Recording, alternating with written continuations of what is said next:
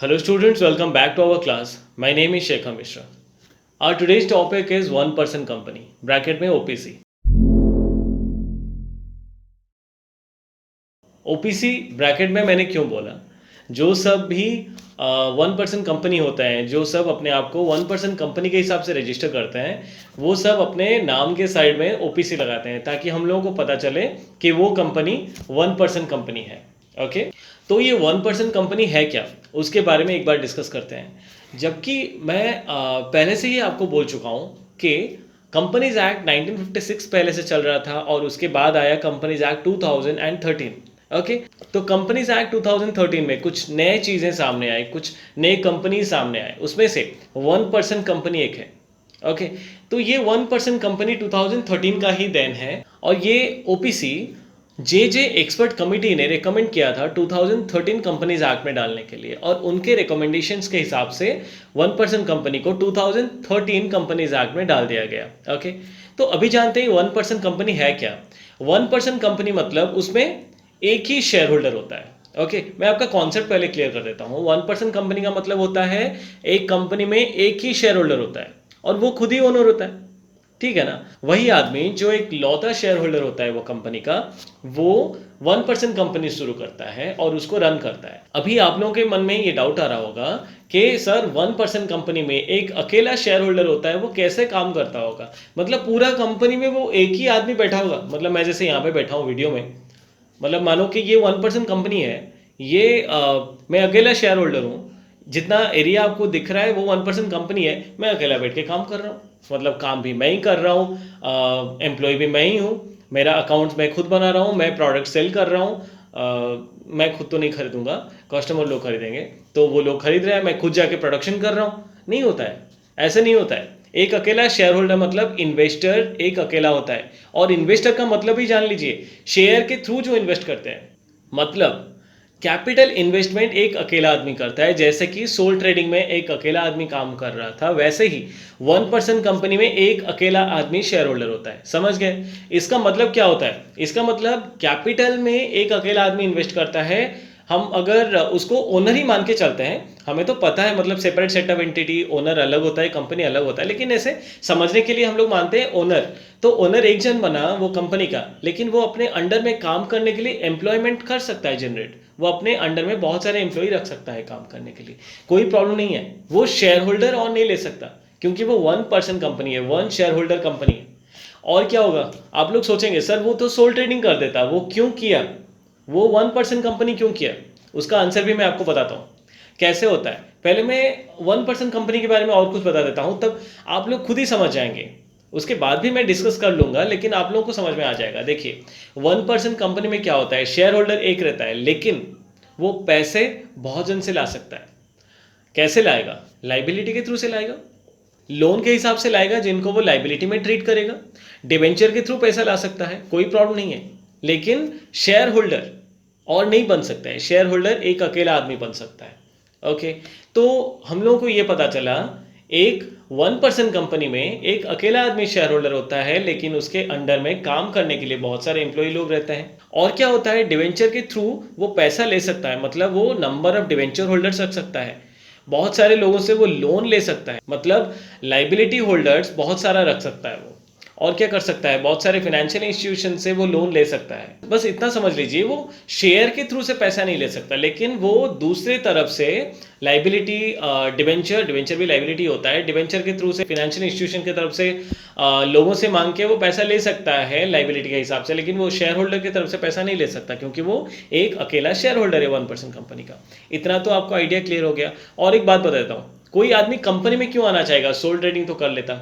हाँ, हालांकि मुझे पता है सोल ट्रेडिंग छोटा एरिया में करते हैं, उसका साइज छोटा रहता है, लेकिन वन पर्सन कंपनी, अगर कोई भी ऑर्गेनाइजेशन के साइड में कंपनी जुड़ जाता है ना, तो वो नाम, वो ऑर्गेनाइजेशन अपने आप बड़ा हो जाता है. सोल ट्रेडिंग छोटा होता है, लेकिन कंपनी फॉर्म ऑफ ऑर्गेनाइजेशन में अगर आप लोग आ गए तो वो कंपनी बड़ा होता है. वो वाइड एरिया में, वाइड रेंज में काम कर सकते हैं, लाइबिलिटी होल्डर्स उसे इजीली मिल जाता है. और क्या होता है, सबसे सबसे अच्छी बात, सोल ट्रेडिंग में कौन सा लाइबिलिटी चलता है, सोल ट्रेडिंग में अनलिमिटेड लाइबिलिटी चलता है. मैं बहुत बार बोल चुका हूं. लेकिन कंपनी में कौन सा लाइबिलिटी चलता है, कंपनी में लिमिटेड लाइबिलिटी चलता है, इसलिए कोई भी आदमी सोल ट्रेडिंग ना करके 1% कंपनी करना प्रीफर करता है। देखिए, अगर आपका लाइबिलिटी लिमिटेड हो जाता है ना, तो आप किसी से भी पैसा लाओ, अगर कंपनी डूबता है तो पैसा रिटर्न करने के टाइम उसका पर्सनल प्रॉपर्टी हम पर नहीं होता है लिमिटेड लाइबिलिटी में। इसलिए ये एक लिमिटेड लाइबिलिटी वाला जो चीज़ है ना, ये जो ऑप्शन है ना, इसके लिए बहुत लोग इंटरेस्टेड होते हैं। हम लोग सोल ट्रेडिंग ना करके 1% कंपनी करेंगे, अगर साइज थोड़ा बड़ा में उन लोगों को काम करना होता है तब। ओके तो ये लिमिटेड लाइबिलिटी वाला कॉन्सेप्ट भी आप लोग याद रखिए। लिमिटेड लाइबिलिटी रहने से बहुत लोग इंटरेस्टेड होते हैं 1% कंपनी करने का। अभी 1% कंपनी का बहुत सारा आइडिया तो आप लोगों का क्लियर हो ही चुका है, तो अभी हम लोग उसका फीचर्स एक बार देख लेते हैं। ओके 1% कंपनी को बहुत सारे लोग ऐसे डाउट में है कि वो प्राइवेट कंपनी है या फिर पब्लिक कंपनी है। नहीं, वो 1% कंपनी है। वो कंपनी के डिवीजन में एक डिवीजन है, वो उसका नाम है 1% कंपनी, लेकिन उसको प्राइवेट लिमिटेड कंपनी बोला जाता है। क्यों? क्योंकि उसमें कम लोग रहते हैं, लाइक एक आदमी रहता है। ओके और उसमें क्या रहता है, जैसे शेयर वो पब्लिक में इशू नहीं कर सकता। जो पब्लिक लिमिटेड कंपनी में हम लोग पब्लिकली शेयर इशू करते हैं, लेकिन प्राइवेट लिमिटेड कंपनी में हम लोग शेयर अपने आप अपने मेंबर्स के अंदर ही डिस्ट्रीब्यूट करते हैं। तो इसके हिसाब से 1% कंपनी को प्राइवेट लिमिटेड कंपनी बोला गया है। लेकिन कुछ कुछ ऐसे पॉइंट्स आते हैं जिसमें हम लोग डाउट करते हैं, हम लोग ये सोचने के लिए मजबूर हो जाते हैं कि वो प्राइवेट कंपनी है या फिर पब्लिक कंपनी है। लाइक एक आदमी है, जबकि प्राइवेट लिमिटेड कंपनी में मिनिमम 2 जन की जरूरत होती है। ठीक है ना? तो ऐसे बहुत सारी चीज़ें हैं, लेकिन आपका बुक जो बोल रहा है वो बोल रहा है कि 1% कंपनी प्राइवेट लिमिटेड कंपनी होता है। तो हम लोग ये मान के चलते हैं कि 1% कंपनी एक प्राइवेट लिमिटेड कंपनी है। और क्या होता है, 1% कंपनी में एक अकेला आदमी जो एक अकेला शेयर होल्डर होता है, वो खुद का नाम रेफर करता है और उसको रजिस्टर करवाता है as 1% company, as a single shareholder. Okay और इसका क्या फीचर्स हो सकते हैं, एक 1% कंपनी अपने आप को कोई भी ऑप्शन में रजिस्टर कर सकता है। ऑप्शन क्या क्या होते हैं, लिमिटेड बाय शेयर्स या फिर लिमिटेड बाय गारंटी। मतलब एक 1% कंपनी अपने आप को लिमिटेड बाय शेयर्स हो या फिर लिमिटेड बाय गारंटी हो, कोई भी ऑप्शन में रजिस्टर कर सकता है। आप लोगों को अगर नहीं पता है लिमिटेड बाय गारंटी या फिर लिमिटेड बाय शेयर्स क्या होते हैं, तो आप लोग मुझे कॉमेंट बॉक्स में कमेंट कीजिए, मैं इसके ऊपर एक वीडियो बना दूंगा। नहीं तो मैं इसके ऊपर एक वीडियो बना देता हूं, अपने कंफ्यूज्ड वाले प्लेलिस्ट में डाल दूंगा, आप लोग वहां से जाके देख लीजिएगा, limited by shares versus limited by guarantee. Okay next feature क्या बोलता है, जो मैंने पहले से आप लोगों को बोल दिया था, ब्रैकेट में ओपीसी। तो कोई भी 1% कंपनी होता है तो वो अपने कंपनी के नाम के साइड में ब्रैकेट में ओपीसी लिखता है, 1% कंपनी लिख देता है। ओके ताकि सब लोगों को पता चले कि ये एक 1% कंपनी है। ओके नेक्स्ट क्या बोलता है, 1% कंपनी, जैसे कि वहाँ पे एक अकेला शेयर होल्डर है और उसका कुछ हो गया, मतलब लाइक उसका अगर डेथ हो जाता है, तो उस सिचुएशन में वो कंपनी का क्या होगा। कंपनी का तो डेथ नहीं होता है, जैसे हम लोग पहले से पढ़े हैं परपेचुअल सक्सेशन, कंपनी का तो डेथ नहीं होना है, कंपनी क्रिएटेड बाय लॉ, तो लॉ ही उसे मार सकता है। तो इस केस में क्या होगा, इसलिए एक कॉन्सेप्ट दिया गया है कि जो सिंगल शेयर होल्डर है 1% कंपनी में, वो एक नॉमिनी रखेगा। इन केस वो सिंगल शेयर होल्डर को कुछ हो जाता है तो जो नॉमिनी में जिसका नाम है वो मेंबर बन जाएगा। ओके तो इतना था features of 1% company. I hope आप लोगों को ये सारा चीज़ समझ में आ गया होगा। बस और कुछ कुछ चीज़ें आपके बुक में दिया हुआ है, जैसे कि 1% कंपनी को मतलब क्या डिफरेंट है, उसको भी कुछ रिलैक्सेशंस दिया गया होगा, जैसे कि प्राइवेट लिमिटेड कंपनी को दिया गया है। तो वो सब मैं आपको बुक से पढ़ा देता हूँ। Okay there is no need to prepare a cash flow statement. Cash flow statement बनाने की कोई ज़रूरत नहीं है। There is no necessity for an annual general meeting. Annual general meeting हर साल एक एक करने की कोई ज़रूरत नहीं है। The specific provision related to general meeting and extraordinary general meeting would not apply.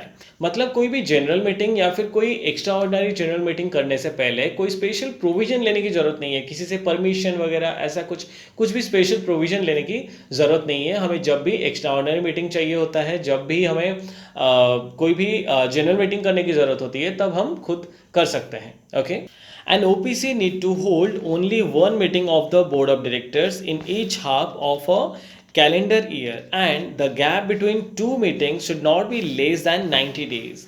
तो इसमें क्या देता है, पहले तो मैं आपको बता देना चाहता हूँ, ये एक चीज़ मैं शायद मिस कर गया था। कंपनी में बोर्ड ऑफ डायरेक्टर्स वो शेयर होल्डर खुद सिलेक्ट कर देता है कि कंपनी में बोर्ड ऑफ डायरेक्टर कौन रहेगा। देखिए, शेयर होल्डर एक है, लेकिन वो अपने अंडर में बोर्ड ऑफ डायरेक्टर फाइनल कर सकता है, बोर्ड ऑफ डायरेक्टर रख सकता है उसके कंपनी में, जो लोग उसका काम करेंगे, उसके कंपनी का काम करेंगे। वो सिंगल शेयर होल्डर खुद से सिलेक्ट करके अपना बोर्ड ऑफ डायरेक्टर्स रखेगा, जो लोग उसके कंपनी को मैनेज करेंगे। डन। यहाँ पे क्या बोला है फिर, and OPC need to hold only one meeting of the board of director. तो ये वाले पॉइंट में क्या बोला गया है, एक ओपीसी ओनली अपने बोर्ड ऑफ डायरेक्टर्स लोगों का एक मीटिंग रखेगा, जो कि एक साल में, कैलेंडर ईयर में आधा साल में एक बार होगा, ठीक है। और 2 मीटिंग के अंदर जो गैप होता है ना, वो मिनिमम 90 डेज का होना चाहिए। मतलब हर आधा साल में, जैसे कि 1 जनवरी से स्टार्ट होता है, 31 दिसंबर में क्लोज हो जाता है कैलेंडर ईयर, उसमें से हर आधा साल में, मतलब फर्स्ट 6 मंथ में एक मीटिंग और सेकेंड 6 मंथ में और एक मीटिंग वो करेगा, मतलब 2 मीटिंग करेगा, ठीक है। साल में वो 2 मीटिंग करेगा। तो इसमें क्या होता है, वो खाली इतना बोला है, वो जो 2 मीटिंग करता है साल में, उन दोनों के बीच में मिनिमम 90 डेज का गैप होना चाहिए। ओके, नेक्स्ट पॉइंट क्या बोला है, the annual return can be signed by the director and not necessarily by a company secretary.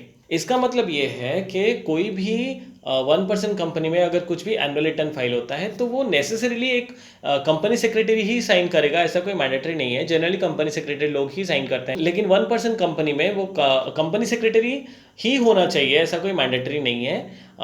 हमारा बोर्ड ऑफ डायरेक्टर जो है वो भी चाहे तो साइन कर सकते हैं। Okay, one director can sign the audited financial statement. कोई भी एक डायरेक्टर अपना जो ऑडिटेड फाइनेंशियल स्टेटमेंट होता है, हम लोग हर साल अपना फाइनेंशियल स्टेटमेंट पब्लिक में इशू करेंगे, जैसे कि हम लोग कंपनी है तो हम लोग पब्लिक में इशू करेंगे अपना फाइनेंशियल स्टेटमेंट।